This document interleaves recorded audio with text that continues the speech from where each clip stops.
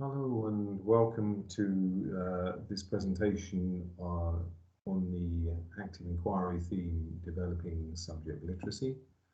I'll be spending about 40 minutes or so talking you through what we mean by developing subject literacy in this context. These are sessions that normally Warren Kidd and I run, obviously face-to-face in years gone by, which is impossible now, but today it will be me talking you through some of the main elements of this strand.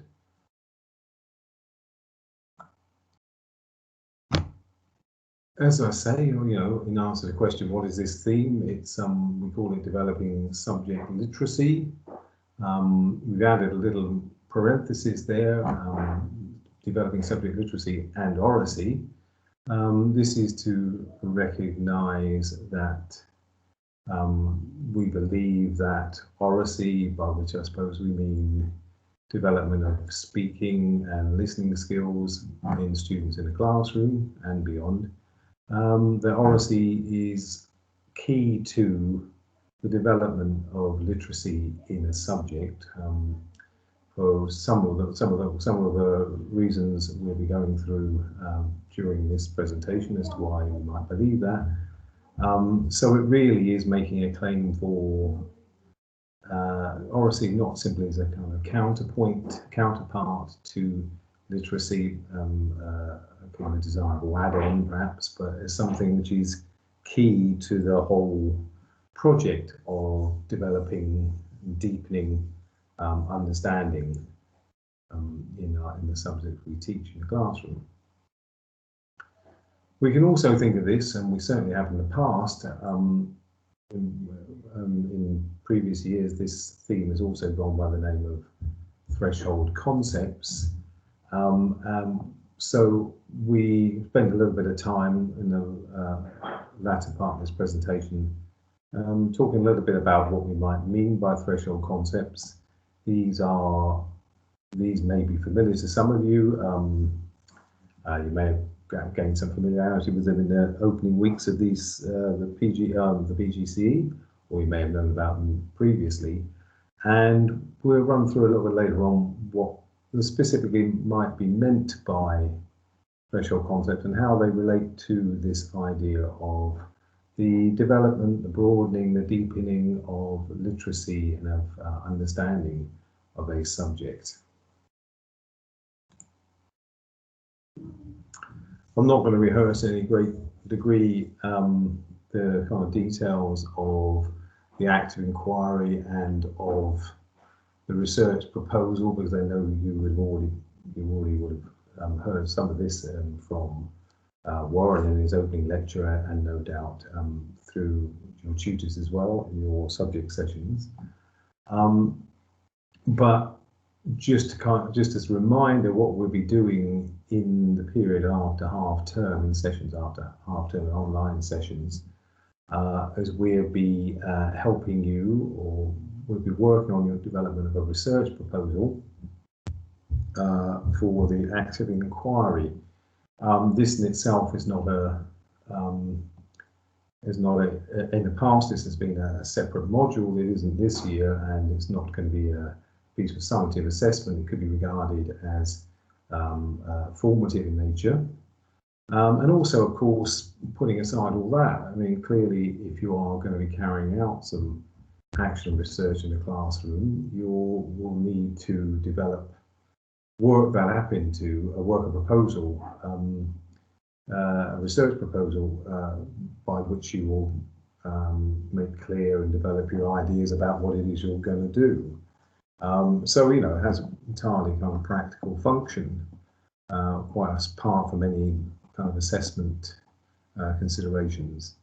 Once you've worked that up, as we say in sessions after the half term, you'll be talking that through with your university tutors.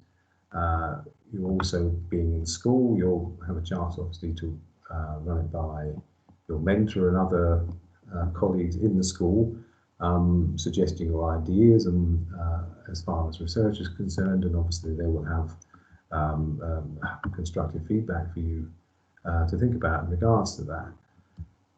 You will then, of course, once your proposal has been put together and once you've had a chance to talk about it with your tutor, you then obviously go on to run the research in the school, the action research, and you'll carry that out and then write it up subsequently for the submission of the Level 7 module in February. And I think I'm right in saying, I hope I'm not guessing here, I think we're talking about 25th of February. Before that, as you no doubt know, you also will be presenting a poster of your research, and I think this is going to be also in February, though I stand to be corrected, through which you'll be presenting your ideas to your peers in a especially kind of designated drop-down day, as Warren describes them, which we're going to think of as being a festival research. So hopefully it will be a stimulating and exciting event, which will enable you to, in compact and abbreviated form, present your research to your peers, and in the course of doing that, obviously be able to give them feedback and receive feedback yourself on your ideas and on the research itself.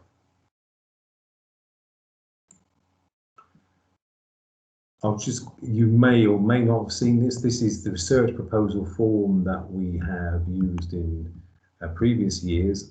It may well be this will be adapted slightly for this year, but largely it will take this kind of form, and it's unsurprising in so much as it's really about you addressing the different aspects of your research, thinking about what it is you actually intend to do, why this is something which is suitable as a piece of action research, thinking about what kind of experience and what kind of evidence you have to suggest that this is a useful thing to be doing, as well as obviously outlining the nature of the intervention itself, what kinds of things you're going to be doing in the classroom, and providing us with some theoretical basis based on the literature for what it is you're going to be doing. So obviously looking at previous research and previous thinking and case studies which underpin your research. But as I say, it may well be that subsequently this may take a slightly different form, but of course you would, in doing any research proposal, these are the sorts of things you're going to be considering. As you know, there are 5 different active inquiry themes or strands which you'll be introduced to. I believe you've already had an online session on critical pedagogy. As I say, today we're looking at developing subject literacy. In subsequent weeks, you'll be covering cross-curricular learning, cognitive psychological theories, and teaching on the basis of teaching practical work.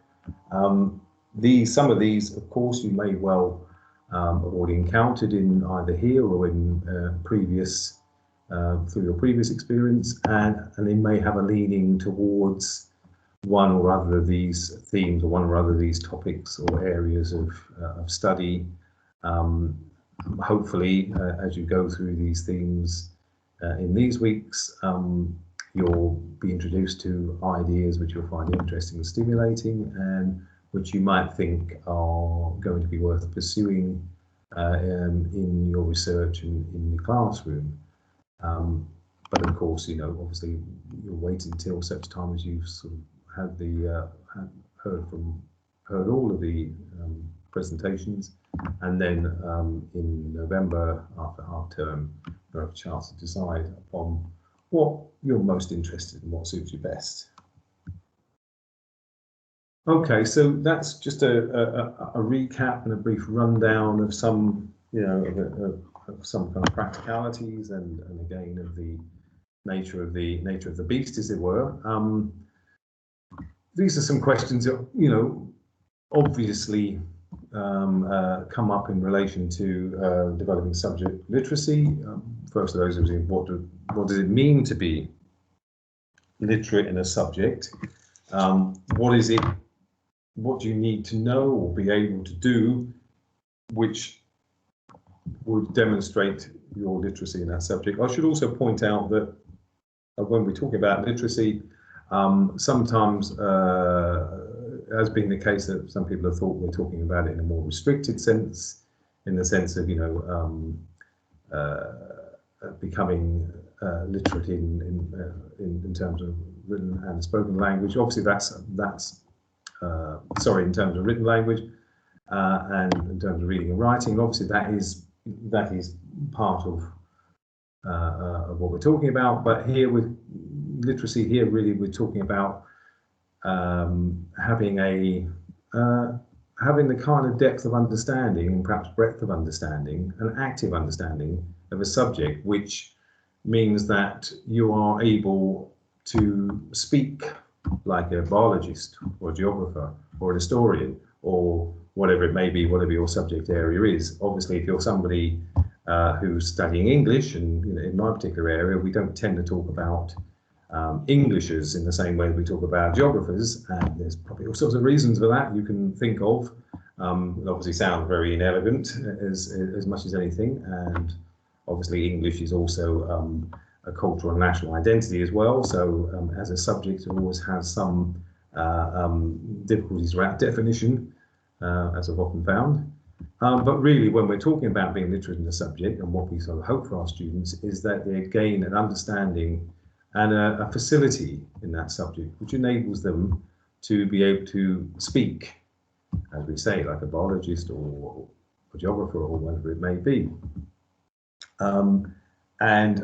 Clearly that's something that we would hope that by the time they leave us, that our students have a kind of fluency and a facility in our subject in such a way as they can deploy the terms and are confident with the concepts and with the discourses of that subject, and they can use those with some degree of precision. It may well be, and then we'll kind of pick up on this a little bit later on, it may well be also that we hope maybe that they will be, through their experience of that subject and through achieving that degree of literacy, that they also may have been transformed in some way, and being, so as they leave us, if you like, having been transformed or been changed in some way, almost in a kind of biographical sense, almost in the sense of their identities. Now that may sound, and we can talk about that a bit more later on, that may sound like quite a grand thing to say, but I think we can possibly, I'd like certainly put forward an argument to say that this is probably what really does happen in terms of when you gain an active and deep understanding of the subject, and also develop in the process, often develop a passion for that subject as well. And I think that happens to many of us, that we actually, as I say, we are changed in some way by our encounter with and our experience of that subject, and becoming literate and fluent in its discourses.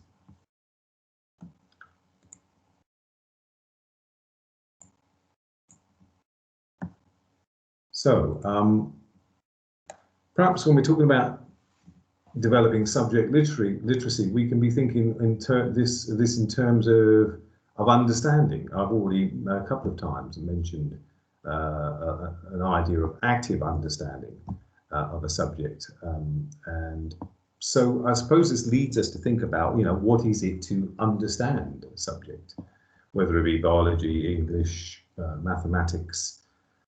We have understand as a sort of word that is used in it can more or less generally, more or less precisely, and more or less on a if you like, a specialized or on an everyday basis. So one answer to that has come from John Holt, who, whilst writing in his book How Children Learn in 1984, who came up with this idea about what it is to understand something, or these ideas.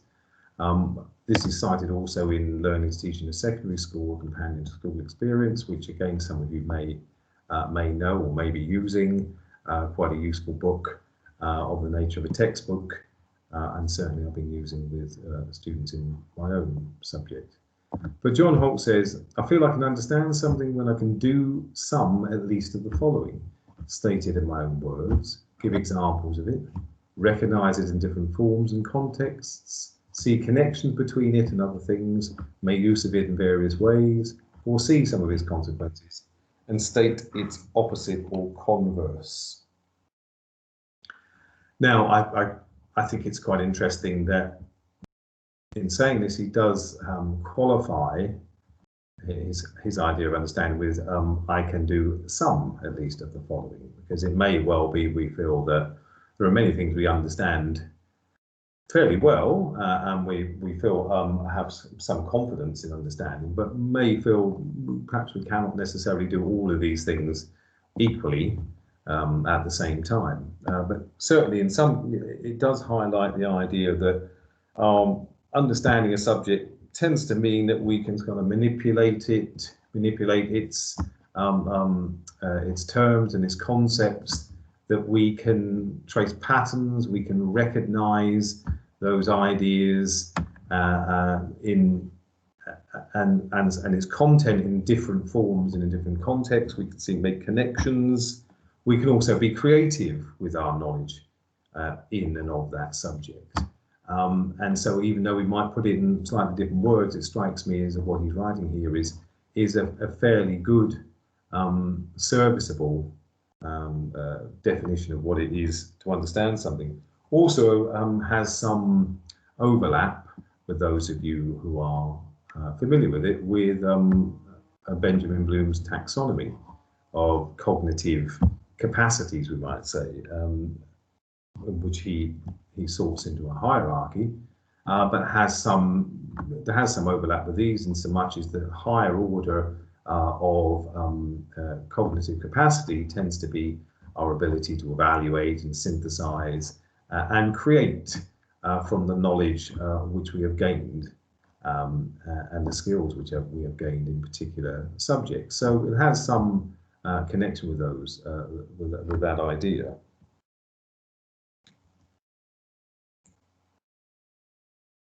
Now, I said at the beginning of the presentation, I said, well, we can look at, when we're thinking about developing subject literacy, we should also be thinking that in tandem with developing oracy in the classroom.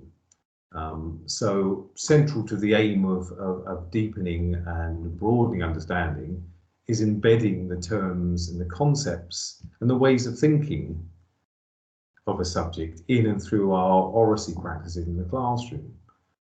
So developing skills in relation to speaking and listening and talking in class really are quite central, I think, to embedding that deeper subject literacy.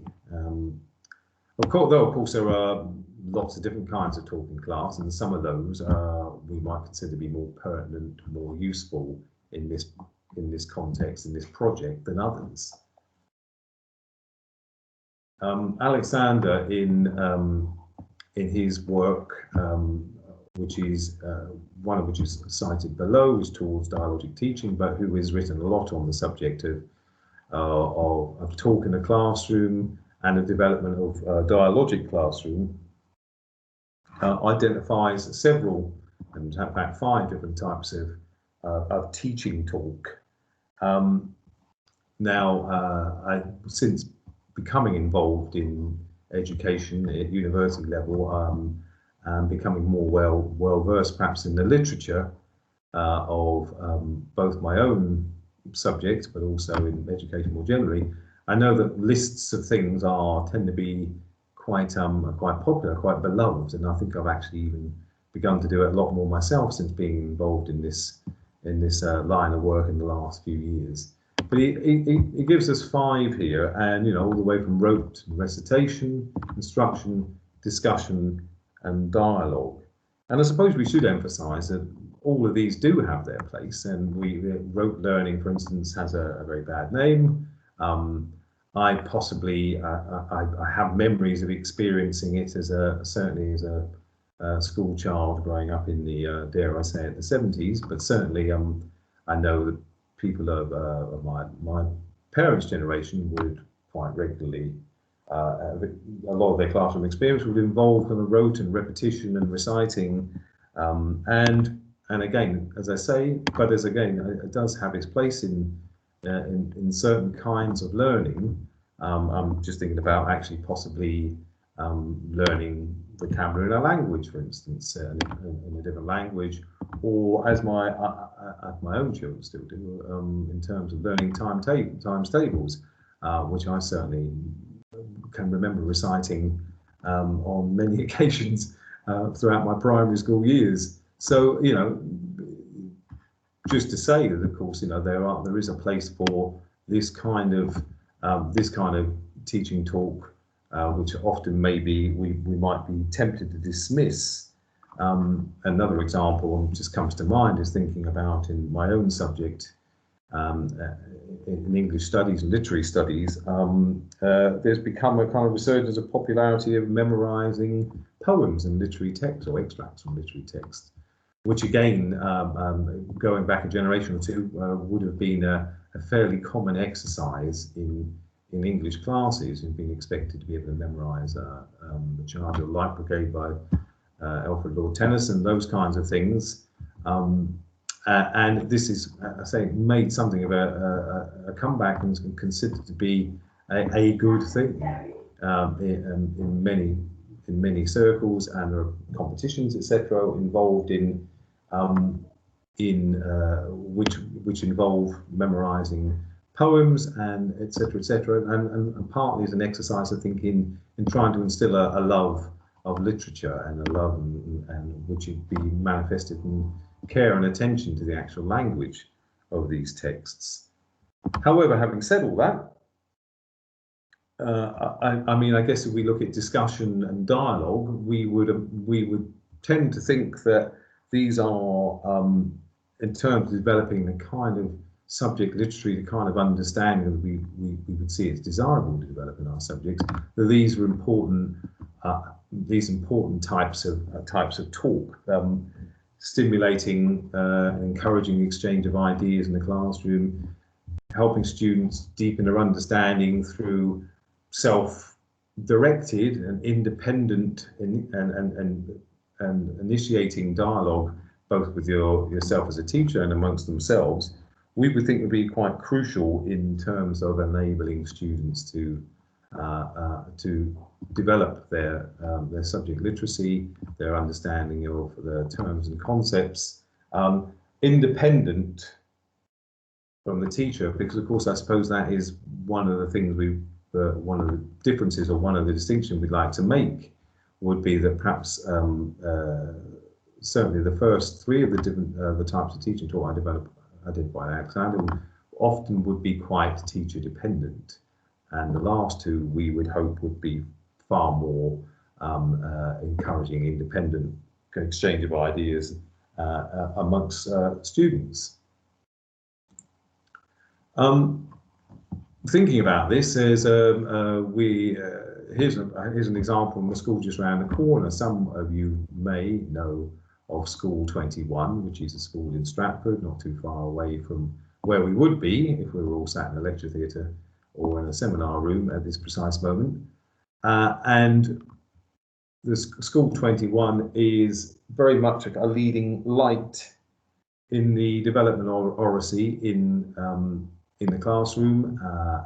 I would encourage you to look at their website, for instance, which will give you far more information than I'm about to give you, and give you examples and case studies and testimonials from teachers and students alike as to the benefits of the kind of systematic and rigorous commitment they have to the development of oracy in the classroom for the benefit of developing exactly the kind of subject literacy, the kind of subject understanding which we value, I think. If we look at the last paragraph, and I'm kind of trusting the fact that, you know, consuming this presentation as you would be in this form, will have had a chance to have a look at this yourselves. Becoming an oracy teacher has changed my practice significantly. In our classroom, I'm not the holder of knowledge, and my job is not to fill up the students. We talk to discover, then we communicate what we have found out, backed up by the subject knowledge and key vocabulary we have developed through talk. We're explorers together. Now, again, this is a kind of fine vision, I think, of what we would hope to be doing in our classroom, rather than being transmitters or deliverers. I suppose the terminology tends to dominate it at the current time.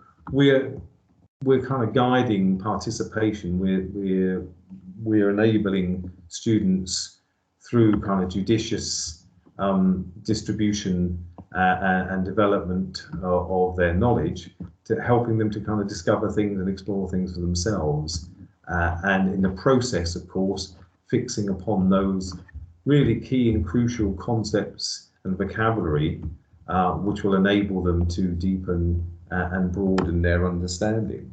And so I would, without saying too much more about it here, I would very much recommend that you look at the materials on the School 21 website. They actually do also run various kinds of, or they certainly have in the past, various kinds of CPD and workshop, etc., which of course, much of which now of course takes place online, but again, it may well be worth exploring what's available in this connection. So just kind of moving on a little bit more. So it's interesting that, you know, we can sort of make a distinction here, or I'm going to make a distinction here, when we're talking about subject literacy. And I've already been talking a lot about, or mentioned a number of times, terms and concepts. And here we could sort of make a distinction between what broadly we might call the subject terminology, what are sometimes called the grounded abstract terms, and secondly, those second order concepts, if you like, the kind of bigger ideas, the things, the concepts that maybe could be seen to underpin that terminology and also underpin the subject itself. We've got a couple of examples in a minute in the next few slides, which will give us a little bit more flesh on those slightly abstract bones.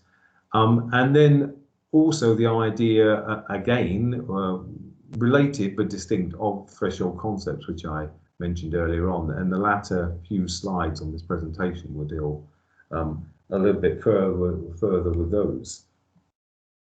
So an example here from history teaching, and I'm not a history teacher myself, I've studied history. I think it was formally up to A-level, I seem to remember, but also having gone into literary and cultural and political studies, have done further kinds of study in the area of history.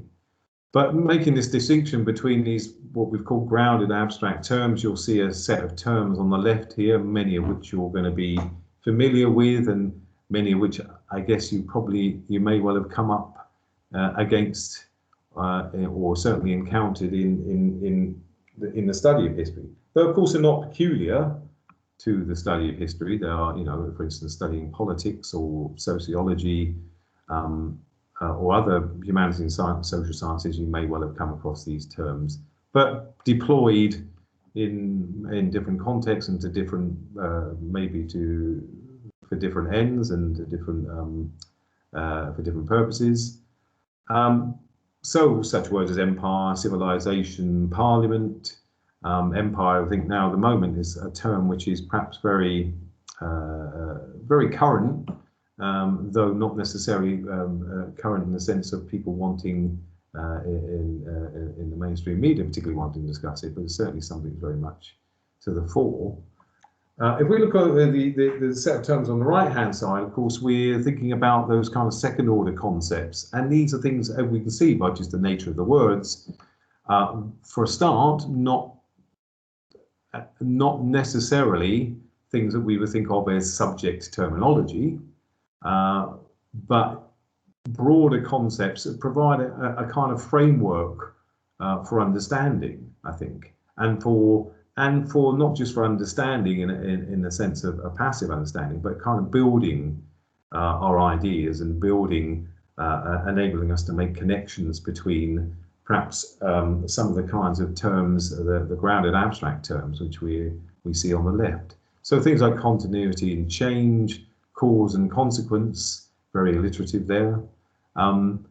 Again, things which are unsurprisingly, when we're dealing with history, or unsurprising to come across perhaps when we're dealing with history, because these are the ways that we can kind of conceive some of the matter and the content, if you like, of history and historical studies that we will come across. If we look at an example from geography, or at least look at from the perspective of geography, again, this idea that there would be, and I'm not a geographer, so I'm slightly cautious. This is an example taken from Warren's repertoire. So I'm slightly cautious of saying too much about geography vocabulary and the grammar, the conceptual framework of geography. However, I think I can certainly, as with the history example, an idea of a kind of a relationship between those two things. That what we are learning, perhaps the kind of core knowledge as we go through the geography curriculum of specific instances of knowledge gleaned through a specific kind of geographical vocabulary, but for that to be understood and for us to become be able to be literate in that subject and be able to kind of mobilize and deploy some of that vocabulary, we need to put it within a conceptual framework, which here we might think of as analogous to a grammar. Now, I have an example from my own area of study, so thinking about kind of English literature. And I think if we look again at the kind of terms we have on the left-hand side, and some of those maybe you'll be familiar with yourselves. Some of those you might be quite frightened of. I don't know, because you may have had a more or less positive experience of studying English literature.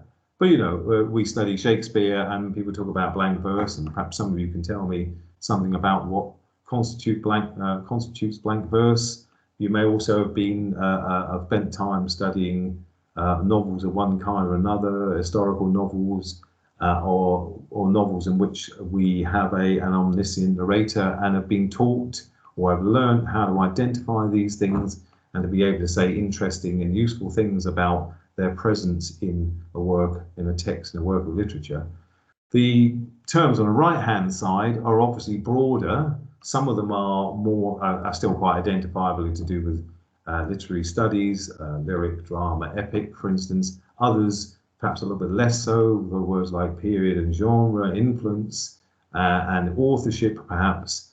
But the argument would be that, you know, having identified a number of kind of specific, or being able to identify and analyze a number of kind of specific literary phenomena, that these words on the right-hand side, these concepts on the right-hand side, enable you to broaden and deepen that understanding, and again make connections between various kinds of literary term and literary feature. For instance, with a term like genre, which is not specific to literature, but which enables us to think about some of those things we might encounter in specific texts and put them into a broader context.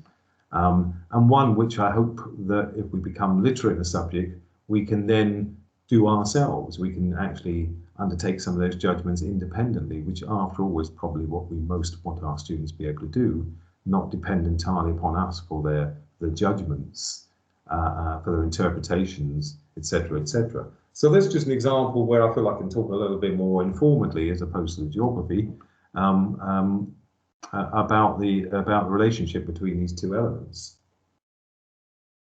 Now, I promised you to talk a little bit about threshold concepts. That's either a promise or it may seem like a threat. I don't know, but they are certainly. It is an idea, a concept itself, which is very interesting. It was developed first in the area of economics, and specifically in the area of teaching economics in higher education. by Eric Meyer and Ray Land. And broadly speaking, in kind of simple terms, they've identified these as being the concepts that are central to the mastery of a subject. So something in common with key concepts or fundamental concepts, which we, is a familiar idea that there are kind of key or fundamental concepts in the subject, which once you have some grasp of those, give you a better grasp of the subject. But I think as we'll see in the next few slides, the threshold concepts perhaps have a little bit more of a specific and distinct identification and a number of distinct features, which I think make them interesting, though also make them probably quite challenging to understand and identify at times. I can point you in the direction of of a short, by which I mean 2-page explication of the concept of threshold concepts, which was written by Glynis Cousins. And that can be found at the website address there. And I'd very strongly recommend you to look that up. As I say, it's a couple of pages, and it gives quite a clear explanation of these things. And and we have a few quotations here, which I hope will be, I don't know, at least whet your appetite, maybe stimulate your interest in pursuing these a little bit further. And hopefully by the time we get to the end of the next few slides, we'll be able to kind of make connections with what we were previously saying about kind of developing subject literacy in the part, for instance, that developing oracy in the classroom plays in that. So according to Cousins, that there tends to be a tendency, and you can see this yourselves, and you obviously read this yourself a bit more at your own leisure, but there tends to be a tendency that for the stuffing, overstuffing of the curriculum with content. So we burden ourselves with the task of transmitting vast amounts of knowledge, and our students are also tasked with the burden of absorbing and reproducing this. And it's interesting to see those words, isn't it? Transmission, absorption, and reproduction, and those as being kind of key elements in the kind of teaching and learning exchange. I think most of us would probably, feel we'd have something to say about that.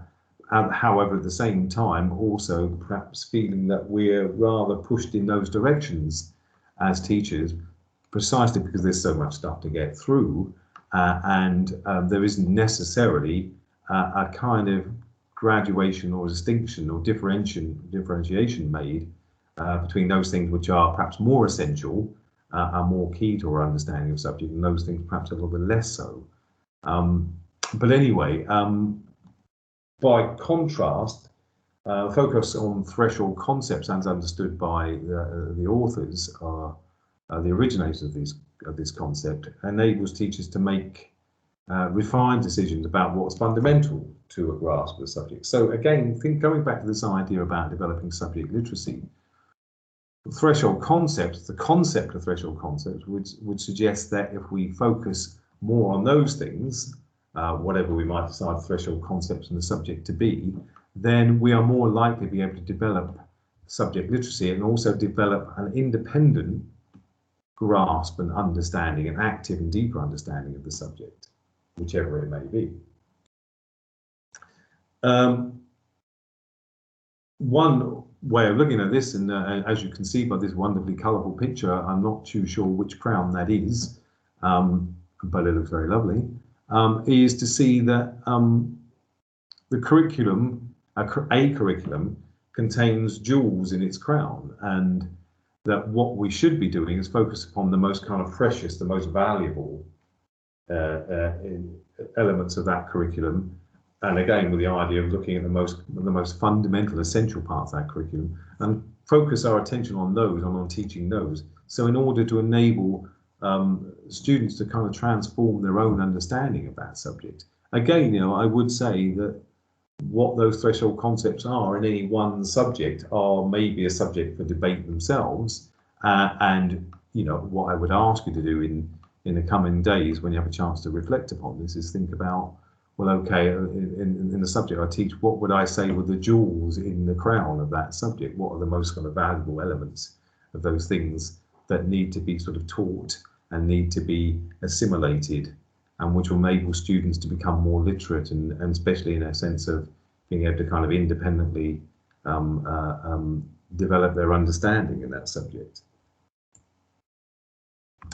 So, and this relates a little bit to something I said right at the beginning, I think, of the presentation. So grasping a threshold concept is a transformative because it involves an ontological as well as a conceptual shift. Now, we use the word ontological and most people get put a bit on their guard because it's one of those terms that I think we feel a little bit, we're not totally sure what that means. But if we take it here really to mean that the idea of the threshold concept and of gaining mastery of those threshold concepts is one in which it's not just about developing some more or gaining some more knowledge of a subject, but is actually something which really kind of changes you, which has a kind of biographical implications. And I think when it comes down to it, and again, this can sound quite nebulous and a little bit grand in itself, but I think when it comes down to it, perhaps most of us, if we look back over our long years of education, and hopefully we find ourselves now aiming to teach a subject which we kind of love and are passionate about, most of us have probably had this kind of experience at some point during our education. It becomes a case where we're not just dealing with the subject, which is something we kind of need to learn in order to pass exams or in order to gain certain kinds of useful skills. But it becomes something which we maybe feel we can't quite live without it anymore. So, and again, looking at my own interests and my own background in literary studies, in the end, I mean, it's not something which is just about kind of teaching some knowledge. It's something I feel like I have an active relationship with. It's something which is quite deeply ingrained in my kind of sense of self and of who I am. And I think this is how I understand this statement here, and I think maybe again looking back at my own developing the subject, that there was a point in which maybe I began to see that literature wasn't just a series of things which are in books which were a bit removed from me, but actually had some dynamic and vital relationship with the world about me and the world of which I was part, and was really an understanding that literature is deeply involved in kind of social and historical contexts, which not just deeply involved in it in a one-way process, but it's in a two-way process. There was a kind of dynamic relationship.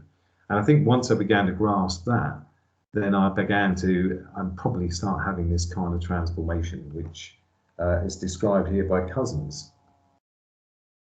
And again, I'd encourage you obviously to look at your own experience, because I think here what we're talking about is kind of experiential, existential understanding of what it means to become literate in a subject. Finally, just this quotation here that, a threshold concept is often irreversible. Once you understand it, a learner can't really go back from it. In the way that in that idea of the threshold as a liminal location and experience, a kind of rite of passage that once you've gone through it, you can't really go back from it. So you step over a threshold and you can never really come back over that threshold and revert to that identity and that reality that you had before.